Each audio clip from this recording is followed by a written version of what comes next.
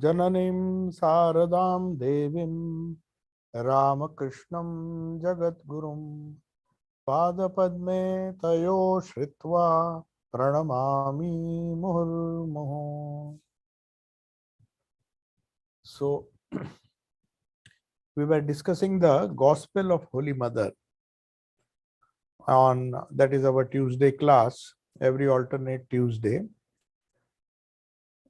So the Holy Mother is answering the questions of a disciple. That disciple is a bit worried that what will happen to us when Mother will leave this physical body. That is the question which normally all disciples are worried about when they even think about their guru leaving the physical frame. So everybody is very keen to know how shall we get guidance, especially a guru like Holy Mother.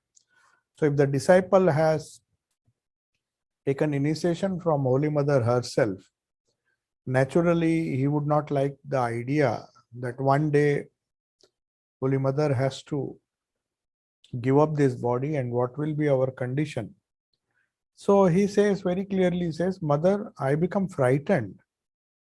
Whenever I wonder what will happen to us when you are gone, whom shall we approach in your place? So Holy Mother immediately says, my son Rakhal, Swami Brahmananda and others are there. Are they any less worthy? You dearly love Rakhal also. You can seek his help. Besides, what else have you got to ask? This is very important. Said, if necessary, you can ask other monks or others who are on the same path. But very often it may not be necessary. Because what is there to ask? And this particular attitude of Holy Mother is very pertinent and important here. She says to question too much is not good. She says it's so difficult to properly assimilate even one thought. Now, why should you trouble your mind by harboring 10 thoughts? This is a very essential thing. Every disciple who has been shown the path through spiritual initiation should remember. Others who are still working their way out, they're still trying to figure out which is the best path for them before they finally decide to follow a particular path. That is known as spiritual initiation. We initiate our sadhana. That means till then, till you get spiritual initiation, the path, there is a variety of choices that you can make. So you need to think, you need to reason it out.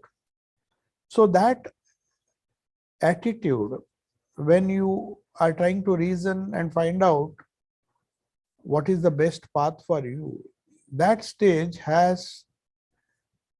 is over for those who have been given initiation by Guru like Holy Mother. So she says, to question too much is not good, because now what's there to question? You have been shown the path, all you have to do is follow that path. Till then, there is a place for reasoning, there is a place for questioning, because that is what Swami Vivekananda said, that intellect is like a street cleaner. It cleans the street, but it doesn't help you to traverse the path. The road is there, it's full of garbage. We need to remove that. So a stage has to come when you have cleaned the entire path with the help of your intellect. At that time, we need to ask many questions. We have to ask questions till and satisfy ourselves before choosing a particular path or which will be shown to us by our Guru. That is what spiritual initiation means. We are initiated into a path. It is not just mantra diksha. Whenever somebody initiates you, he initiates and shows the disciple the path that he has to follow. Very often it is through mantra, but we have seen how Sri Ramakrishna used to initiate people. He used to give various kinds of diksha. He used to even initiate people by touching, or even by his mere sight. Through his eyes, he could transfer spirituality. But that is a very rare case. Only Avatara Purushas can uh, impart spirituality by mere touch.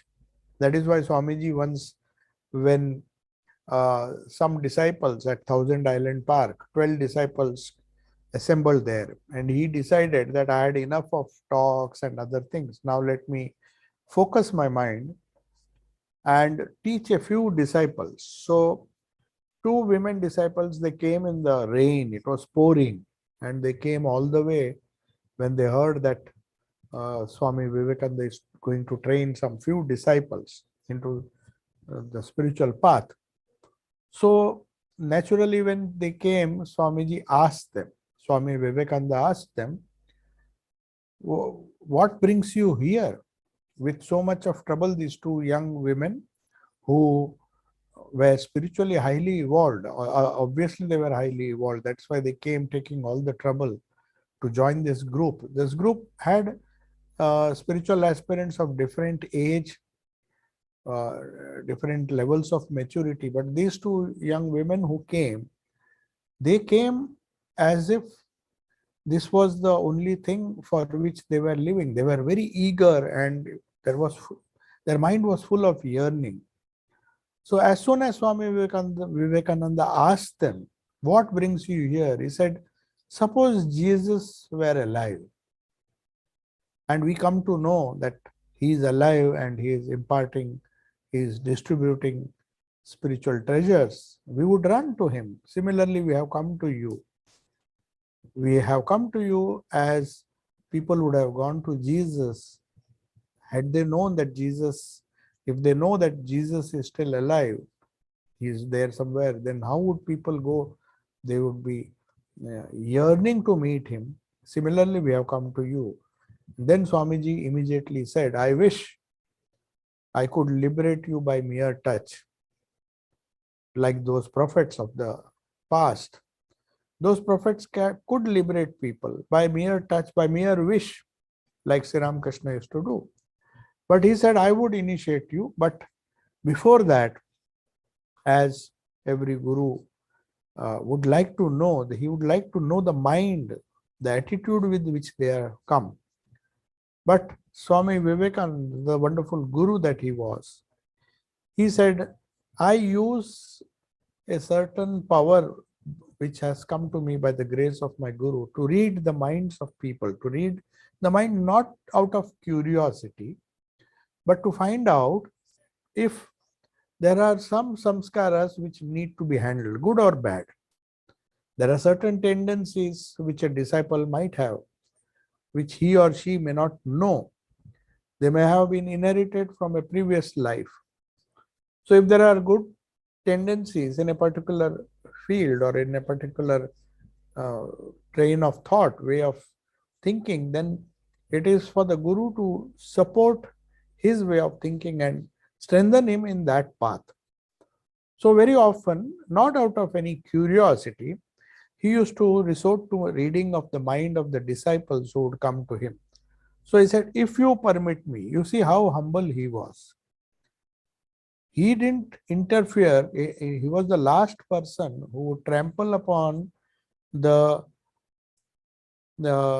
freedom of anybody. He wanted everybody to be free to make their own choices and to select for themselves the path which they. But if they came asking, as a true guru would do, he said, I would like to read your mind, if you permit me, and try to find out from my intuitive faculty that I have by the grace of my master. I may not be able to liberate you by mere touch or mere wish as my master did, or as Jesus Christ perhaps did.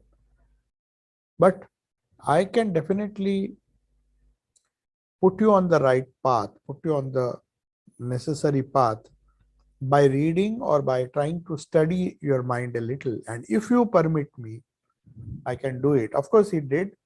And they said, yes, definitely. We don't mind because, and of course, he was humble or very careful enough not to disclose what he saw. Otherwise, you see that if the guru sees some fault in the disciple, maybe those samskaras can be removed. But if you tell them or if you tell others, then it may be a disadvantage. So good or bad, the guru has to keep, the teacher has to keep these thoughts to himself. Maybe through his intuition or through mind reading, reading of the mind, he could see through the different samskaras that are lying in the subconscious mind. That is a faculty which an intuitive person has. Sri Ramakrishna, of course, could see very clearly, as he himself said, that I can see the mind of a person as I see objects being placed in a glass cupboard. As we see the objects distinctly, he could read the mind, he could read the tendencies. Not only that, he could uplift them from whichever state they were. That is why he accepted Girish Ghosh without any conditions. He accepted Girish Ghosh unconditionally. So we have to remember that he saw something, not only something, but he saw some great virtues in Girish Ghosh. That is why Jesus said, don't judge others. It is very difficult. The judgment, the Guru himself does not want to judge. It is the Lord alone who can judge somebody. Judge not that ye be not judged. So for ordinary people, it's better not to judge unless we have the capacity to see through, to consider what kind of mind somebody, a particular person possesses. What are his samskar? What are his tendencies? What is he going to achieve? Which is the best path for him? Which is the path of least resistance, which can help him onward on the spiritual path?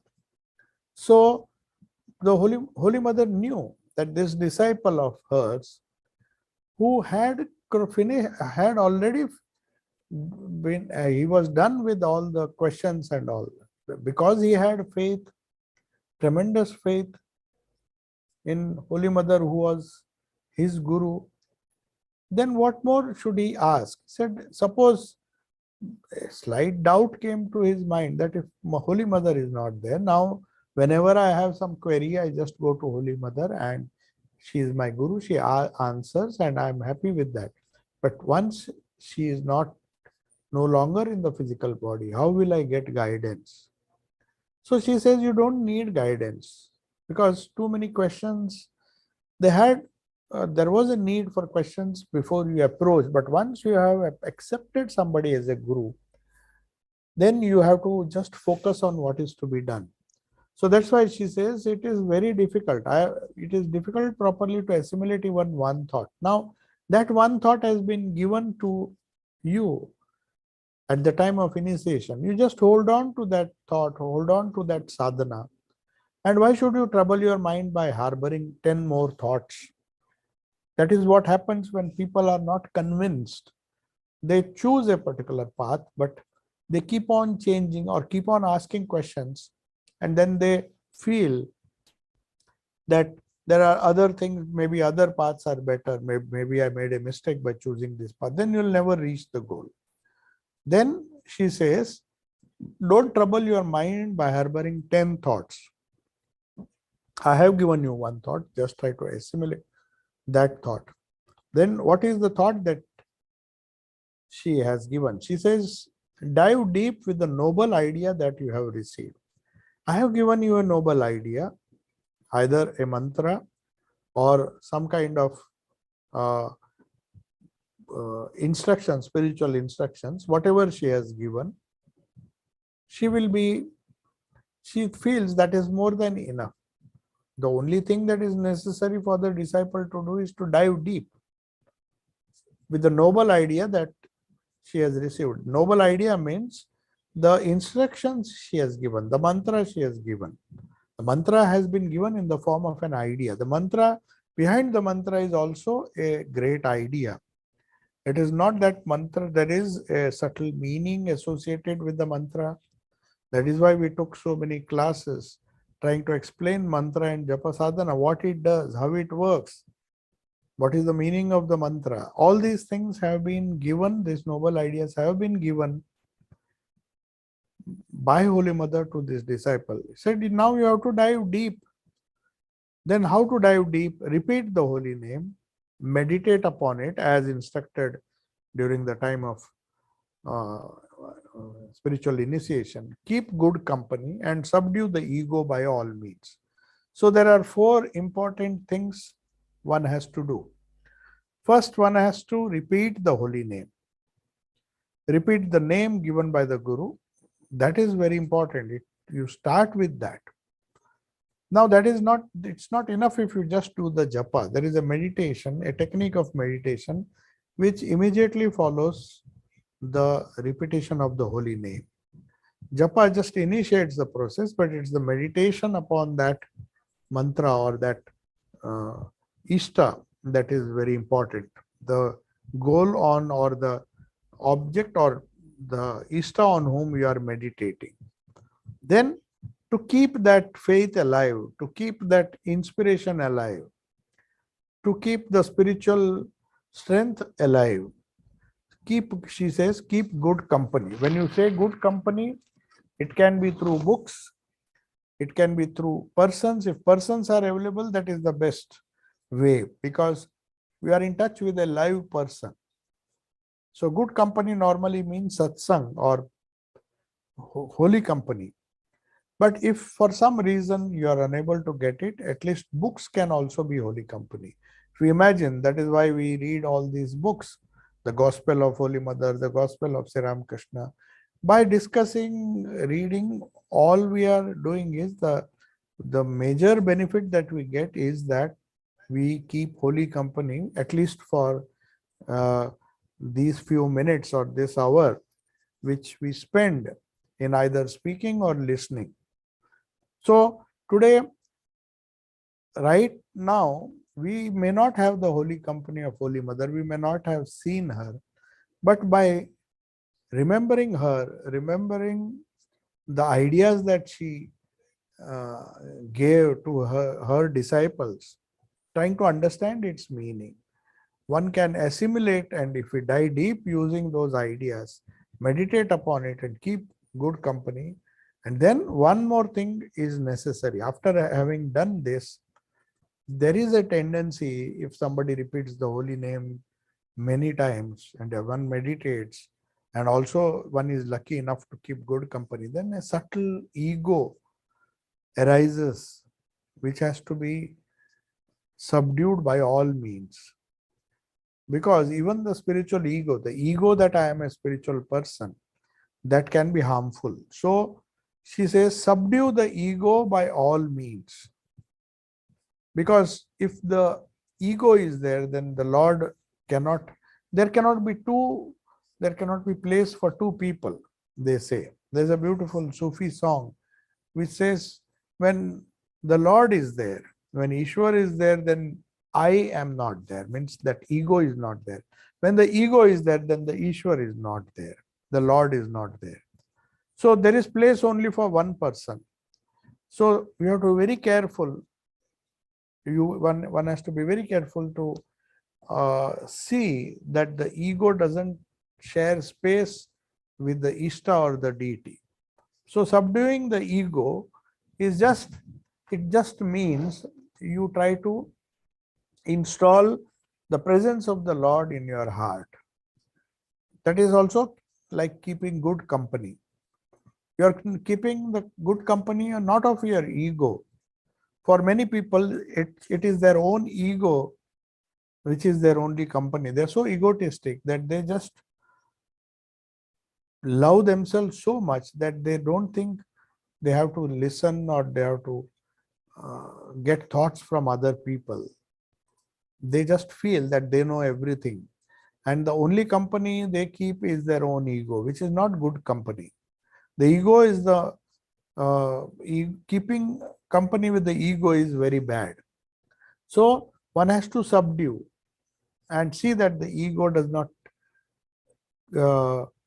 take the uppermost position in our personality, so that the Lord cannot find space. You can't have space both for the Lord and for the ego in the heart.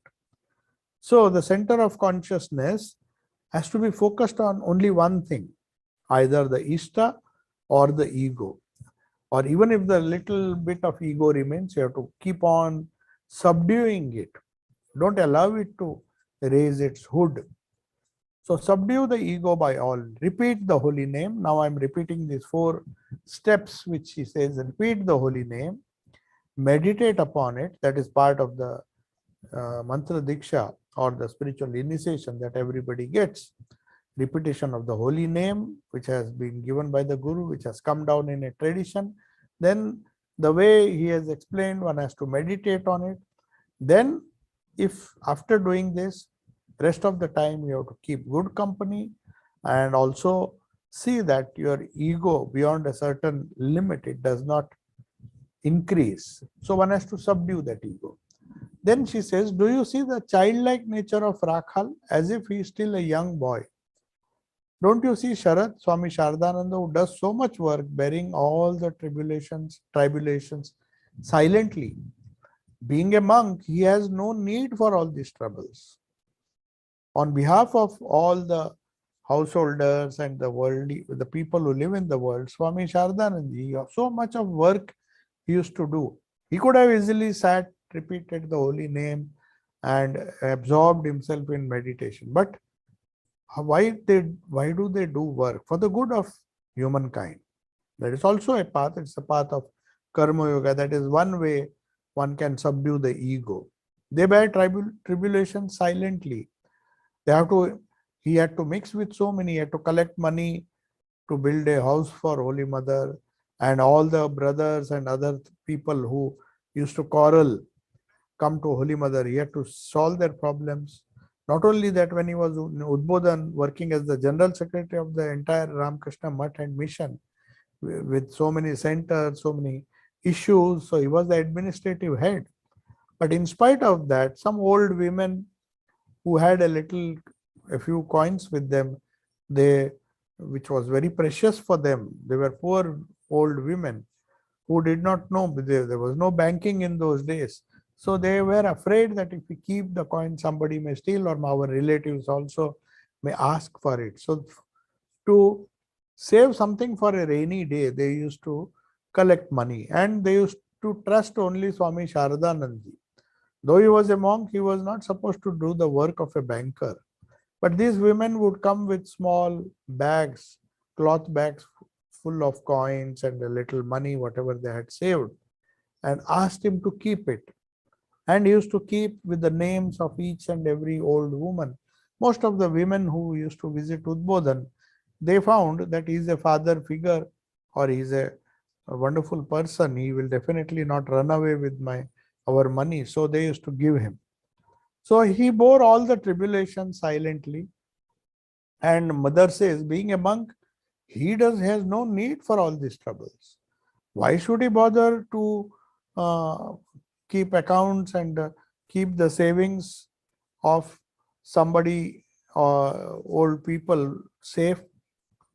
He could have easily told them, you go to your relatives, some of your relatives. But they came to him because they trusted him more than anybody else in this world.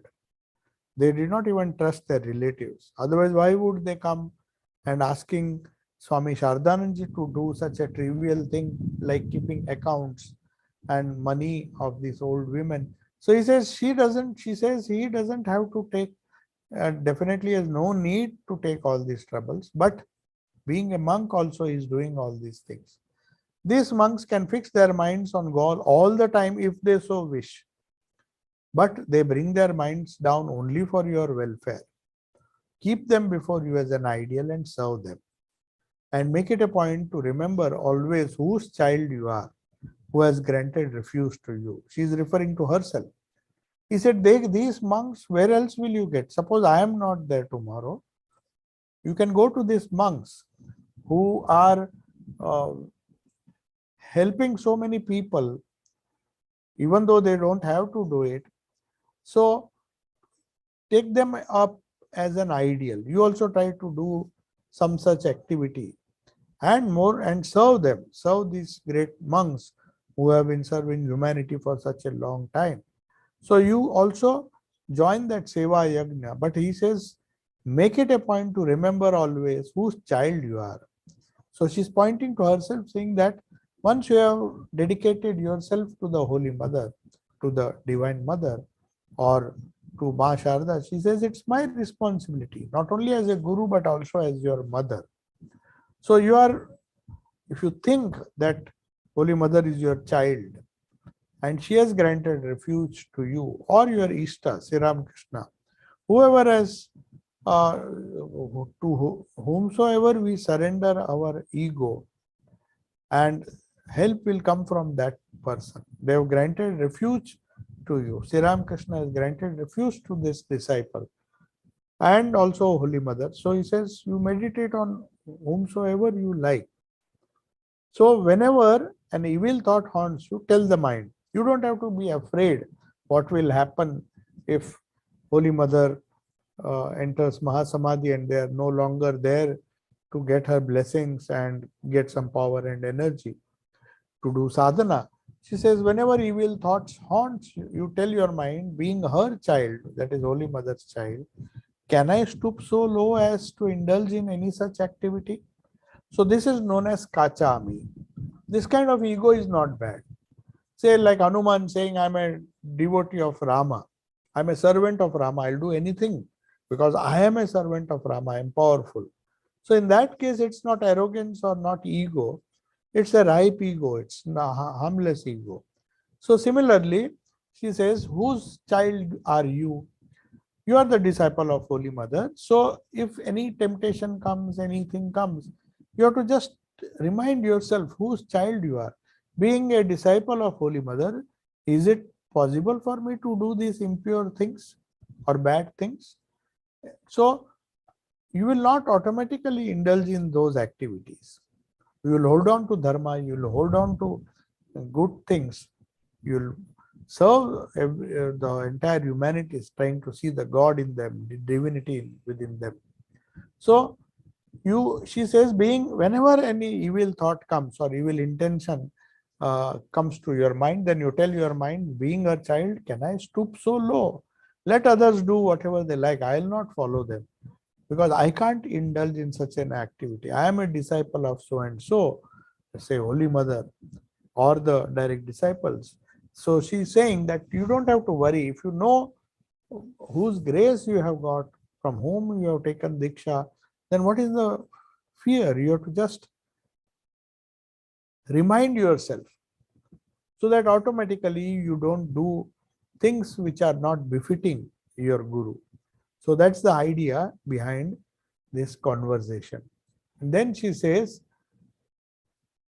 you will slowly find, if you think in such a way, whatever activity you might do, if you remind yourself that you are Divine Mother's or Holy Mother's child and that you can't do these activities, you can't follow these activities because it does not behove you, it does not look good. If a disciple of Holy Mother or disciple of some of the direct disciples of Sri Ramakrishna, if they behave in a very worldly manner, then what will happen to other people?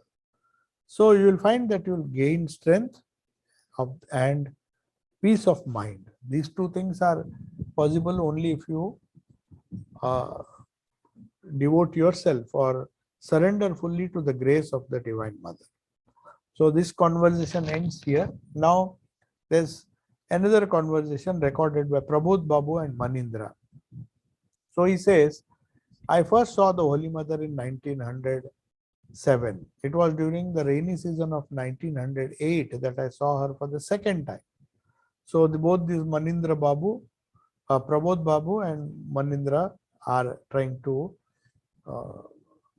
share their reminiscences, their conversations with Holy Mother. So disciple asks. So first, in 1907 he first saw Holy Mother. 1908 he saw her for the second time. This time I arrived at Jairam Bhatti at about 11:30 a.m. After I saluted her, the mother asked, are you a pupil of Master Mashe? So normally Master Mashe was a school principal and also a school teacher. Whenever he got an opportunity, whenever he saw a spiritual person, he would send them to Holy Mother. So disciple says, no mother, but I visit him frequently. I was not sent here by him, but still I know him and I visit him frequently. Then he says, how is he? Have you seen him recently? So she is keen to know how Master Masha is, what is he doing and how is his health and everything. Disciple says, he is keeping fine. I met him only 8 days ago. So just a few days ago, he had met Holy Mother. He had met Master Masha and he's telling Holy Mother that he is fine because only a few days ago I saw him. He is keeping fine. While I was taking my noon meal, Prabodh Babu writes, I asked the mother, will you be going to Calcutta now? I mean, she was in Jairambati. Now and then she used to go there. The Udboran house was finally going to be consecrated, but she used to stay either in Balram Mandir or some other place in Kolkata. So, mother says, I wish to visit Calcutta during Durga Puja holidays. Then whatever the Divine Mother wills. She says, I have a desire, but I should not say that I will go. Then it is, if I can't go, then it will be untruth. You have to say that if mother, I have a wish to visit Calcutta. See how measured she was. Then I have a wish, but then whatever the Divine Mother wills will happen. So, do you get paddy from your landed property? Now she is asking about the disciple that you have some property, but have you given it to somebody for cultivation? Do you get some paddy, rice from that, from your landed property? You may not be cultivating it yourself. These mostly the zamindars used to have some, or at least even the ordinary citizens had some land which they would give to other farmers to cultivate. So anyway, she says, do you get any paddy from your landed property? So most of the people, the farmers, they used to get these small pieces of land which they converted, and finally uh,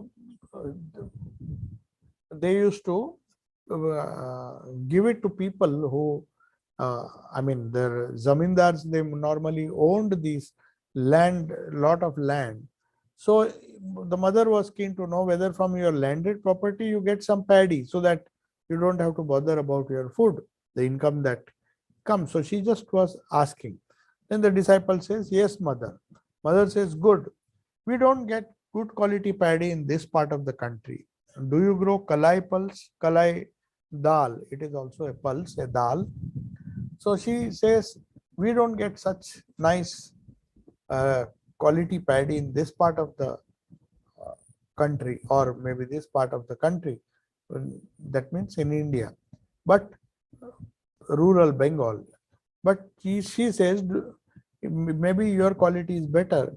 But anyway, she says, do you grow the kalai pulse? Kalai dal is very, it's one kind of dal which our Sri Ramakrishna, in Bengal it is uh, eaten by many people. So he was asking, sometimes do you grow kalai dal or you just continue to harvest whatever you get, whatever you want to grow, the things that grow in Bengal, in those parts of the country were different than things which used to grow in the disciples part of the country. I mean, the part of the country where his disciple lived. So he's asking. Then Holy Mother asked. First he said, do you grow kalai pulse? Disciple says, yes, we also grow kalai dal after one crop maybe. Then mother says, that's fine. While I was taking my night meal, the Holy Mother asked, do you stay at home now? Disciple, yes, mother, I am living at home now. I am in grave danger. I had a serious illness and it has been followed by my marriage. So now Thakur is worried. He says, how old is the bride? He has been married, though he had a serious illness, and that would not be good for the girl. good for the bride. So Holy Mother was worried. In those days, very young age children would be married. So as a result, they did not get education, and it was so difficult. That is why she was not encouraging some of her disciples. She was encouraging so that they either become monastics or remain single or do something for their spiritual life. So mother said, how old is the bride? I mean, you were sick, you had a serious illness, and then you're married also. So what is your status? How old is the bride? Then disciple said, she is about 13. So at the age of 13, they used to marry. Mother says, what has happened is for good, certainly. What can you do? So she doesn't comment on this marriage. She says, whatever has happened, if it is Thakur's will, it will be for the good. So, and she says, what can you do? It is because of your karma that you are getting what you are. So what can you do even otherwise? Then the disciple says, Master Mahashaya asked me not to marry. Then Holy Mother says, he himself suffered so much. That is why he says, none of you should marry. So it was very common to see Master Mahashaya advising. Many of the boys became monks, but he also inspired many women to remain single if they could manage on their own. I remember one Triveni Ben who lived up to the age of 96, a very, very strong lady, very full of faith in Mahapurush Maharaj. She was the one who, at a very young age, when she was a school teacher, she went from Gujarat all the way because she had read the Gujarati translation of the Gospel of Sri Ramakrishna. So this Triveni Ben Patel, she went to all the way from Nadiad, where she stayed. Near Nadiad, there is a place in Gujarat, Western India. She went all the way, even though she was a woman and women would not travel so much in those days. But she was educated, so she had a meeting with Master Mahashaya, and she expressed her desire that she wanted to be independent. She wanted some spiritual instructions. So Master Mahashaya told her, go to Swami Shivananji, who was the president of the order at that time, and then he will give you Diksha, he will give you initiation, and then you don't have to marry. Don't marry, he told her. And that Triveni Ben lived a wonderful life. She was so devoted to her Guru that whenever she came on her Guru's birthday, she used to visit our Rajkot center, ashrama, and such a lady of so much discipline and some kind of spiritual authority. Could see that. Not that she was full of ego, but she was very firm and totally independent. Even at the age of 95, when she was totally bedridden, then some devotees. She did not keep touch with any of her relatives. So it was but the love for Sri Ramakrishna, and she had helped so many people to come to Sri Ramakrishna that towards the end of her life, they looked after her. Whatever she wanted, some devotee or the other would go. So she says, somebody asked her, is there somebody in the family who's taking care of you? She said, why do I need this? Sri Ramakrishna's family is quite big. Actually, I get more than what I deserve, because Master Mahashaya told me that you have to be independent. You should not marry. She told herself. So since that day, she was having tremendous faith in her own capacity. So that's why mother is telling this disciple who was asked not to marry by Master Mahashaya. So Holy Mother says, yes, he himself has suffered. So he's telling from his own experience. He was about to commit suicide because of his wife. So that is why he's saying none of you should marry. So people who themselves, for some reason or the other, have suffered a lot. They know how much trouble it entails, which comes in the way of sadhana. That is why Sri Ramakrishna, when he was asked, suppose your husband or wife, they come in the way of spiritual progress, what should you do? Then Sri Ramakrishna said, first of all, he said, yeah, you should try to convince them of the need for a spiritual path, either spouse, I mean, whether husband or wife. But if they don't listen, then there is no harm in just ignoring them. That is what Sri Ramakrishna told because M's wife was creating so much of trouble. She was quarreling with they used to stay in a joint family, and she was a bit eccentric also. So though he was such a wonderful soul, he had to be passed through the fire of worldly life.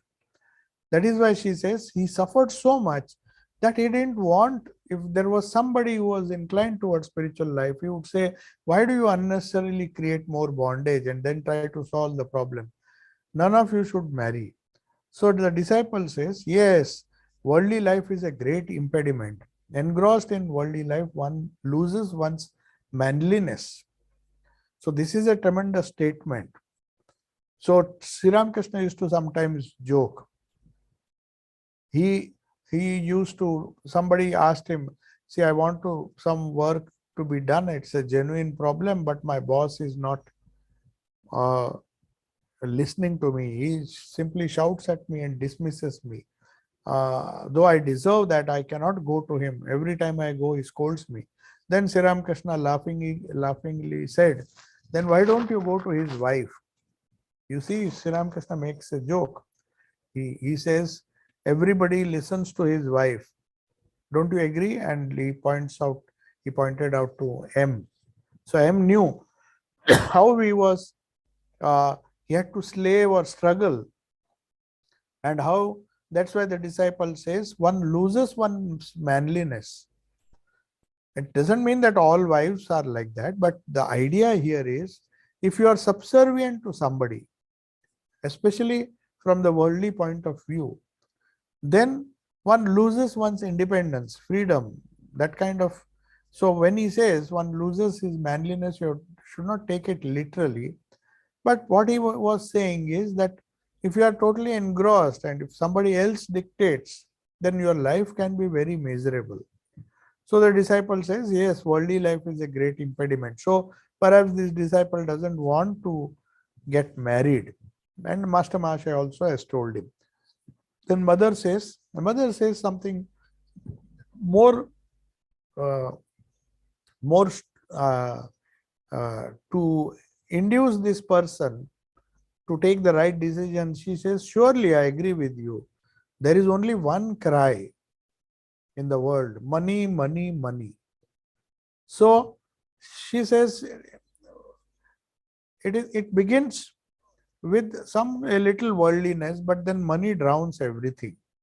So she says, the disciple says, yes, it is so painful, because you see, it is seeing her own life. Her brothers were just interested in whatever property they could get. They were quarreling. Swami Sharadananji, who himself was a monk, had to sometimes intervene. They just came to blows, the two brothers of Holy Mother. So she had known these things from her own experience, how people fight for money, how they quarrel for money, even the close relatives. So then she says, mother says, surely there is only one cry, money, money, money. Then the disciple says, indeed, it is so painful. It is very painful. Then the mother says, but the master has householder devotees too. Why do you worry? Perhaps Prabodh Babu was about, or maybe Holy Mother knew that perhaps he will be forced to marry. For some reason, she knew, though Master Masha told him, but all cannot be.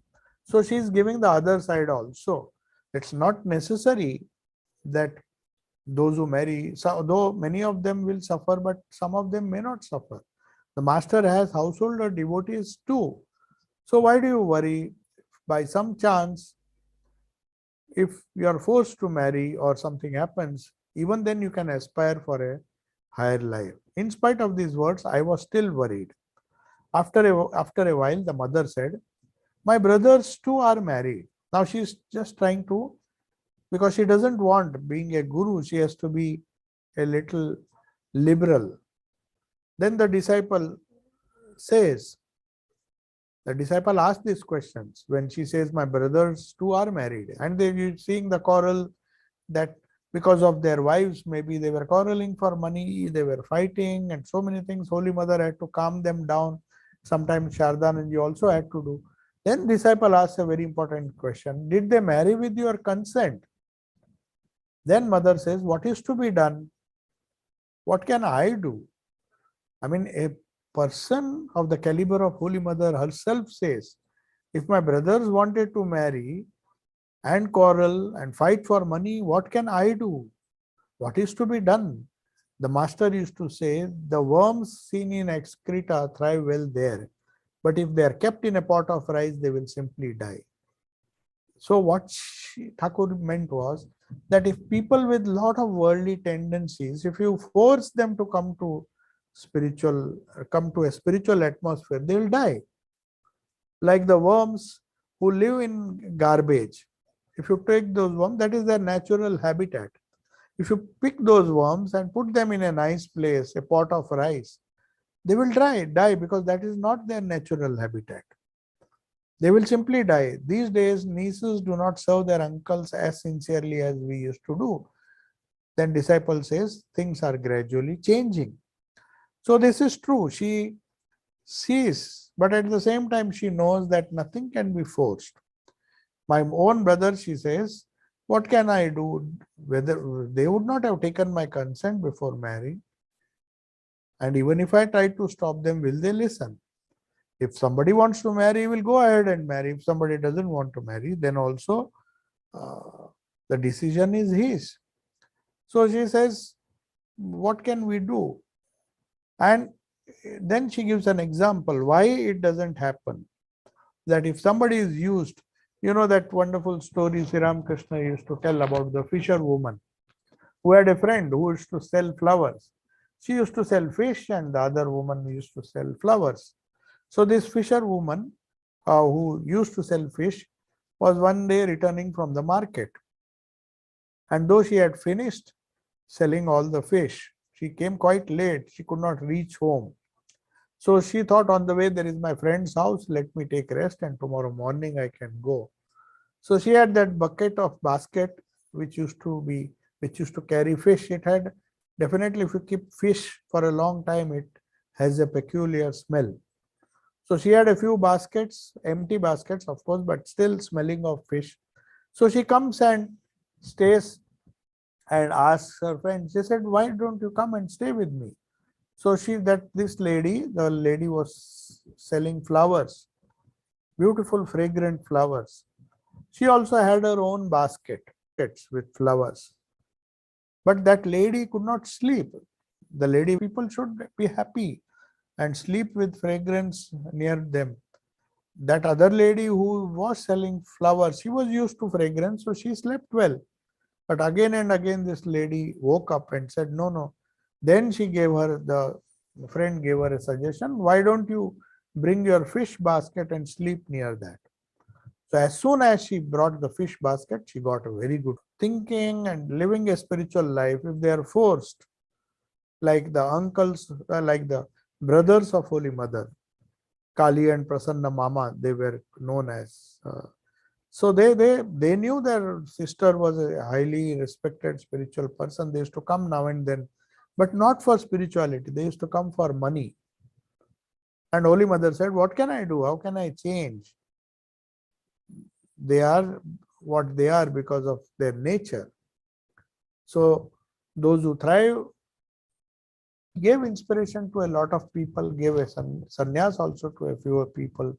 But all those things are not recorded, but because these are private things, till it became a tradition. And he did not live long enough. He did not even become the president. So there's no question of him giving initiation. He was in a hurry to give the message.